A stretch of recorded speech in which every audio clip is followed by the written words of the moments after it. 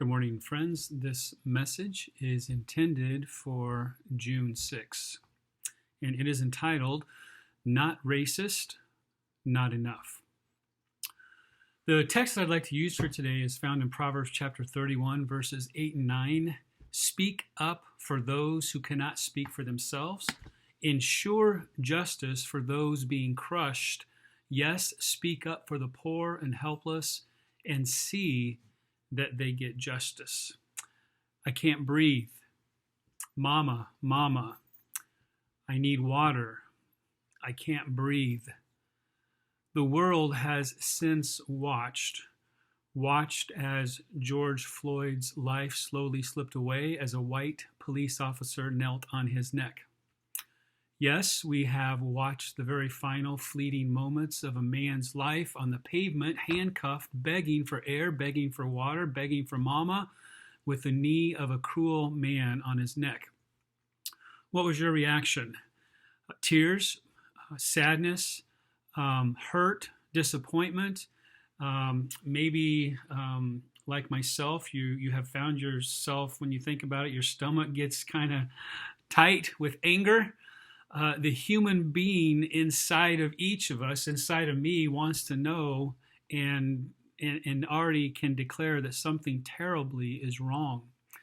The United States citizen in me says, this is definitely illegal and this is definitely un-American. The Christian in me knows that this is sinful. This is commandment-breaking action, and heaven must weep as it also views this activity that is taking place and this injustice. And the pastor inside of me knows for sure that this is morally reprehensible and something has to be done. No longer can we, and I'm speaking to us as a church, us in the Christian community, us as human beings, us as I'm a proud American, no longer can we stand on the sidelines. No longer can we stand watching others in trenches. No longer can we be tepidly applauding someone else trying to make a difference as we stand on the sidelines. No longer can we cling to an attitude that somebody else will do something. There are no longer any sidelines. There are no passive observers in this struggle that we are going through. There is no ethically or morally neutral position. Simply declaring I'm not racist is not enough. Not racist inaction is racist action. Comfort costs lives. And if your idea of Christianity is to tell me what you are not instead of declaring and living what you are, you can have your Christianity. I'm looking for something else. Ibram Kendi, in his book that's entitled How to Be Anti-Racist, he says this: the opposite of racist isn't not racist. The opposite of racist is anti-racist. Let me see if I can develop that idea just a little bit more. For me to say that I'm not a wife abuser is not enough. To say that I'm not a child abuser is not enough. To say that I'm not a young sex slave purchaser is not enough. To say I'm not an atheist, or to say that I'm not a narcotics customer, or to say that I'm not a racist is not enough. Our lives must demonstrate. Our lives must live out. Our lives must be one of action. It's not about what we are not. It's about what we declare in the way in which we live. I am anti-racist. The prophet Isaiah, in the very first chapter, in the book of Isaiah in the Bible, describes God's response to a corporate group of people, his people, in their worship and their lifestyle practices. And he expresses his complete disgust while revealing to them what their problem really is. And they have been completely disconnected from actively engaging in overturning systems of injustice, to where God finally, through the prophet Isaiah, he shares his complete disgust with the living and the worship of his own people towards himself. Verse 12, he talks about trampling of my courts. Verse 13, he says meaningless offerings. Verse 13, he also calls it detestable. Verse 13 also says worthless assemblies. And it says in verse 14, they have become a burden to me. I am weary of bearing them.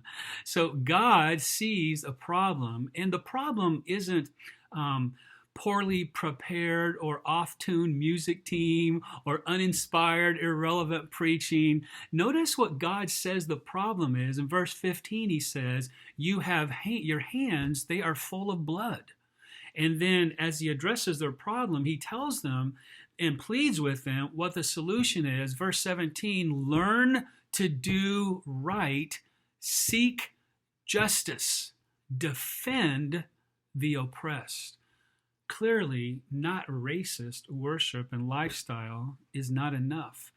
Doing right, seeking justice, and defending the oppressed are active interventions in the systems that our silence would only support. So I'm going to try to convince you today that now is the time for us to be anti-racist. It's time for us to act. I have been pulled over by the police in my lifetime, probably 7 or 8 times. And typically it was for speeding or some kind of check that was being done on the road.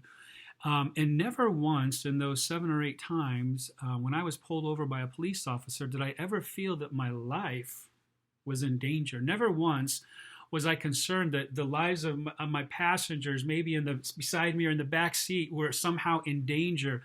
In fact, a few times when I was stopped for speeding, I was let off with a warning. My life experience as a white male is radically different from what blacks face on a daily basis. So I've never been singled out. I've never been called out. I've never been followed. I've never been targeted because of my skin color, because I'm privileged. In recent days, I've heard people say things like, well, I'm uncomfortable singling out one group. Don't all lives matter? Like if you're the type of person that you can't even hardly say the words Black Lives Matter, maybe it's uncomfortable for you to say that. I'd like to suggest to you that maybe we have become a little bit tone deaf. Maybe our experience is so different than what our black friends are facing in their life and in their society, in their community, our same America, but completely different, that it's time for us to learn and to understand open our eyes to see what is really happening around us. And I hear people say, I don't feel comfortable saying Black Lives Matter, but I'm happy to say all lives matter. But let me suggest to you that when your response to this issue is, well, all lives matter, you are cheapening the specific injustice that blacks are experiencing daily in this sin-sick, unjust world. By saying simply, oh, all lives matter, what you're doing is you are diminishing the seriousness of those that are speaking up, those that are acting up about the injustices in the world. Stop discounting the current spotlighted message of Black Lives Matter. Let me see if I can illustrate. Let's imagine that your daughter has just graduated from college. The tassel has been swapped to the other side. She has just recently come down the runway to the pomp and circumstance. In brief minutes after the last graduate has marched out through the exit, you quickly join your daughter in festive celebration. And into your family embrace strolls Uncle Jim. And as you see him enter your kind of family celebration, you greet him with a, "How about that daughter of mine? She's a graduate." And Uncle Jim responds, "Well, all of my 5 kids graduated too." How does that make you feel? Right? What do you think of Uncle Tom? You see, Uncle Tom's response of, instead of accentuating and valuing and appreciating your daughter, he has in his own way devalued what is just happening. And I'd like to suggest to you to be careful about being tone deaf. The message of Black Lives Matter is a message we should and can get behind. We understand that all lives matter, but right now the spotlight is on an issue that needs to be addressed, that needs to be talked about, that needs to be protested in our country. So you may be a person like myself. I've been thinking about, well, what can we do during this time? Maybe you are outraged. Maybe you want to come alongside. Maybe you want to protest. Maybe you want to act. And as a Christian, maybe the Spirit of God has just been stirring your heart and convincing and convicting you. Something has to be done about racism. Something has to be done about the society and community in which we live. So I want to suggest to you 5 things that you can, and these are not all encompassing. There's so many different things that could be done. I'm just going to suggest 5 things, and I'm going to confess at the beginning that I don't have the answers of an appropriate response. And that's okay. I just want to at least use my platform as a pastor and to be able to record this to at least give some ideas that maybe can percolate in your mind for a little while, that maybe the Spirit of God can woo and draw and impress and convince you of these things. So let me just suggest these 5 things for your options. Number 1, and this would be a great one for probably any time we're in a difficult situation, pray. And when I mention pray, I'm thinking about prayer in a couple ways. I'm thinking about prayer in your individual lives, and I'm also thinking about prayer corporately as a church, as a community, to times to gather together to pray specifically for our country and its problem of racism. And I would ask this question: Have you been adding to your daily prayer life the George family? Like when you think about George Floyd, his family, when you think about Eric Gardner, when you think about Breonna Taylor or Ahmaud Arbery, like are those families who have lost in a tragic, unjust way their relative, their family member? Are you praying? Let's make sure that we are including in our prayer time not only our nation as a whole, but specifically these families that are being affected. Are you praying for Minneapolis? Minneapolis is a city that's a hot spot right now where the whole world is watching, and there's just so much going on with school district and city talking about how they're going to respond to the police. I mean, all these things. So it's a time for us to be praying for God's mercy, God's compassion, God's understanding, God's forgiveness, God's awareness to be given to us. And then secondly, and it's a little bit related to prayer, is the second thing I'd like to suggest we can do is to confess that there's times where we need to acknowledge not only individually our sins, but corporately as a nation, as a neighborhood, as a community, as a church, to acknowledge our apathy, to acknowledge our complicity in our silence, to acknowledge that we have in many ways unconscientiously failed to address issues that are systematically affecting our nation, like racial discrimination, that it's not simply something of the past, it's something that is current and is today. Time for us to humble ourselves before God and before our brothers and sisters who are experiencing discrimination, who are experiencing the onslaught of racism. It's time for us to apologize for the hurt and the frustration and apologize for our inaction and collective silence and what it has affected and caused the family of God in the wider community around us. We are sorry for our attitude if somebody else will do something, or if it's not at my doorstep, and as long as it's out there and doesn't get too close to me, I can turn a blind eye. Everything is fine, or at least I can convince myself of that. We are called as Christians today to be the light on the hill, shining out the glory of God to this world. We can and must do better today and in the future. So we confess, like in Nehemiah chapter 9, when the people would come out on a specific day and they would spend a portion of that day acknowledging and confessing not only their own sins, but the sins of their fathers. It's time for us, even as a church, to confess we have been way too silent. We should have and could have been the leaders in civil rights movement and just with the principles of heaven and of God. We should have been trumpeting change and causing change by our protests to what we see around us and have seen around us for a very long time as being unjust racism.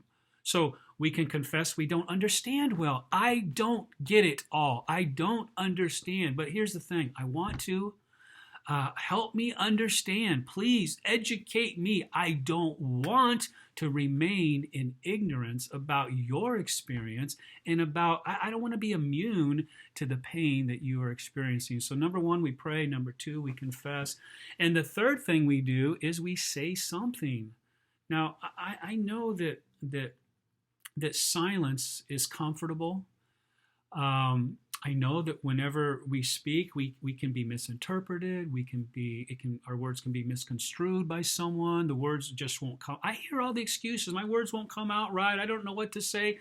That's okay. I'm going to suggest it's better to say something imperfectly against an injustice than to stay silent, because your silence ends up supporting the oppressor.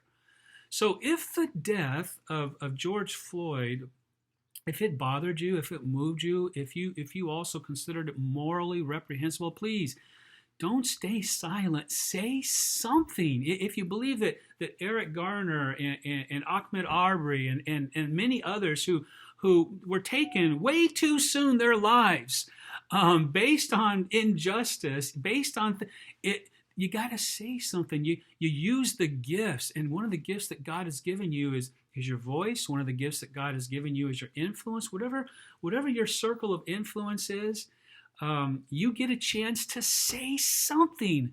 Staying quiet in the face of human pain and human discrimination and abuse is not a characteristic of the follower of Jesus Christ.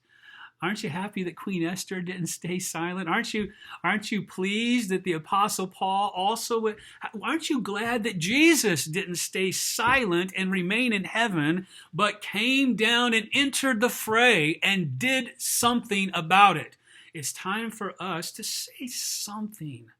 Make it clear to your family, your friends, your community, your church, that as a disciple of Jesus Christ, you do not stand for discrimination, injustice, and murder. In fact, you stand alongside those who are being treated in such manner. So speak. Say something. Put a banner in front of your house. Put something on your Facebook. Black Lives Matter. You are not going to stand. You protest against racism in any form. And right now, the spotlight is shining on the issues of racism between blacks and whites towards black, our African American brothers and sisters. So the fourth thing that I want to suggest to you is to do something. Now, words are important. We're called to speak, but actions are even more important. This is a great time to connect. Do you have friends in your family, friends in your church family that are black, African American, that you could connect with, that you could give a phone call and say, look, there's so much going on in the world right now with this tension, this injustice, this race. I'm just checking in, seeing how are you doing, and then stop. Like, you're not calling to talk. You're calling to listen. How about just genuinely offer condolences, genuinely listen to what your friend or your colleague is experiencing during this time. And although all of us should be heartbroken and enraged by these acts of violence and the ones that have preceded it, we know that for many of us, we really don't get it. Like, I don't even pretend to understand what it's like for my black friends. How about parents who send their kids off for some activity? They take the car And the whole time while their child is away, they're just wringing their hands, worried about what is going to happen. Maybe they're out going for a jog, out for a drive, out to the store. Like I don't even understand. My mind can't even wrap around the idea of the fear, the worry, the concern that is so real for my black friends. So I don't confess I understand. I want to understand, teach, educate, do something. In our churches, I think about our churches. Those are kind of like our large gatherings when we have worship together. I know it's different during the pandemic. Can I suggest to you that even our churches need to practice and model what it means to stand alongside and protest against racism? So that would be, things like making sure that in our worship services, making sure in our leadership positions at church, make sure that our church looks like our community. Like, make sure that the person with the microphone, the person that is up front, there has to be equal representation, and there has to be our church to look like the community in which we live. Like, we got to make sure that we are intentional, because oftentimes, because of our ignorance, we do things, we continue to support things that we don't even realize that in some way we might be discriminating or showing preference to people groups. And I know I've really enjoyed our prayer meeting times. We've been studying the book of James.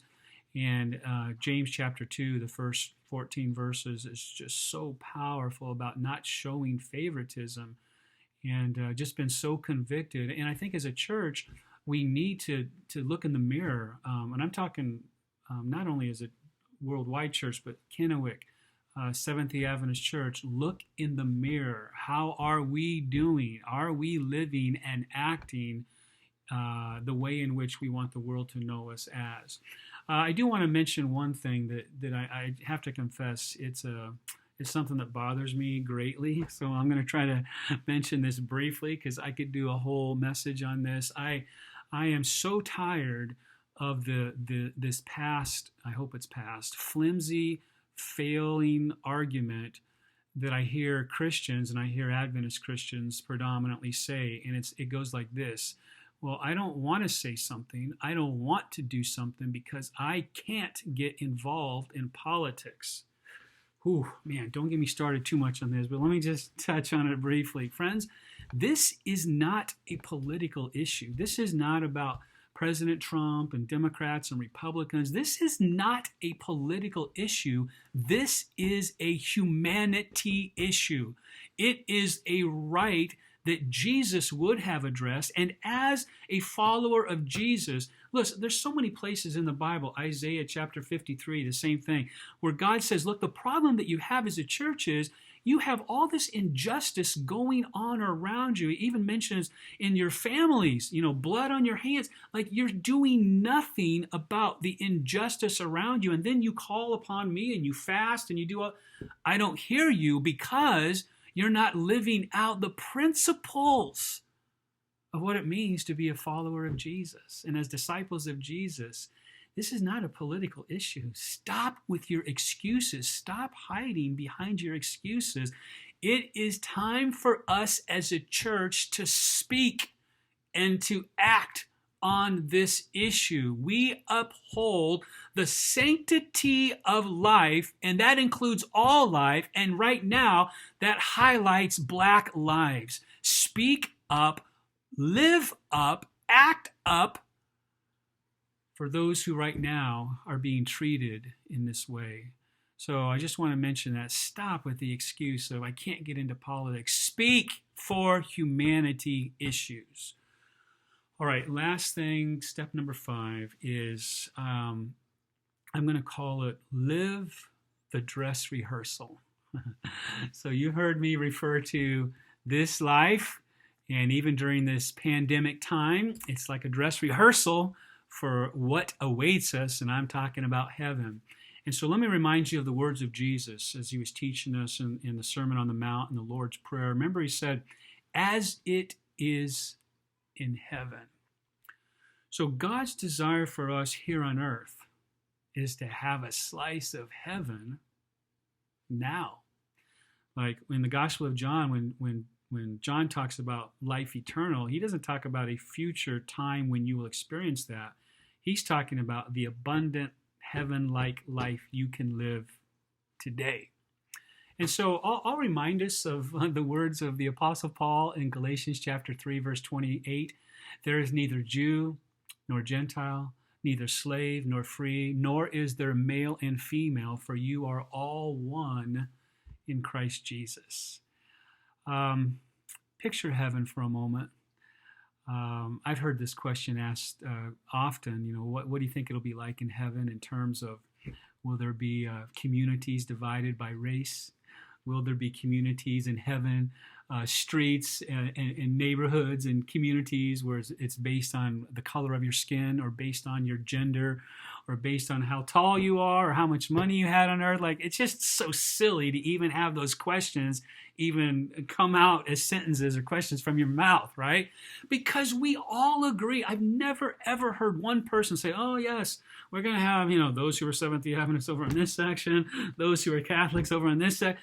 We all picture heaven as being a community where everyone will exist, where there will not be any partiality, there will not be any favoritism. We will live together in perfect togetherness, in perfect community. We won't see each other based on skin color, socioeconomic status, gender, all these other things that today seem to be the filters in which we operate as we view others. So, and I'm not suggesting that there's not value in differences, and we should celebrate the many facets of the human family. Nothing wrong with that. But what I'm talking about is actively resisting exclusion, inequality, oppression, right? So live today with the idea as it is in heaven. I'm not waiting for heaven to be kind to people. I'm not waiting for heaven to get rid of the filter that sees people based on their race or their skin color or their background or where they live. I'm allowing God's Spirit, because of the love of God, to remove that filter now. I want to see people as God sees people, right? I want to see every person the way God sees every person.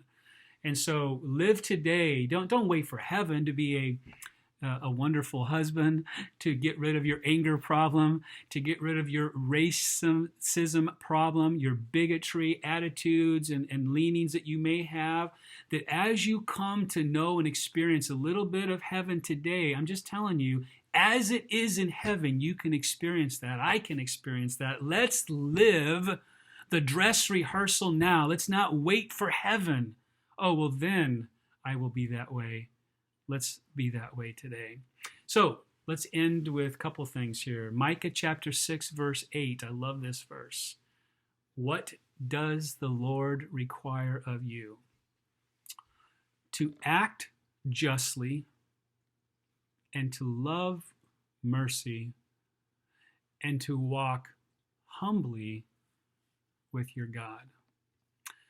These past few days have highlighted the systemic racism problem in our society, and I have been stirred and moved. Racism is ugly. The open profiling and singling out of people based on color is disgusting. So I'm suggesting that we pray, we confess, we say something, we do something, we live today the dress rehearsal for heaven. And yesterday I received an email. I'll end with this statement from John Foreman. He's the lead singer for the group Switchfoot, and sent out a message yesterday, and he ended it with this. I just could not think of a better way to express. Here's what he said. I confess my fears. I confess my silence. I want to live a life that transcends these fears and reaches out in love towards justice.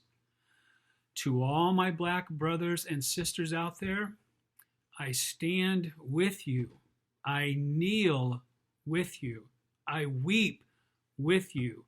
I mourn with you. I long for justice alongside you. Proverbs, our verse for today, 31, verses 8 and 9. Speak up for those who cannot speak for themselves. Ensure justice for those being crushed. Yes, we speak up for the poor and helpless and see that they get justice. May God continue to stir your hearts today and in this upcoming week.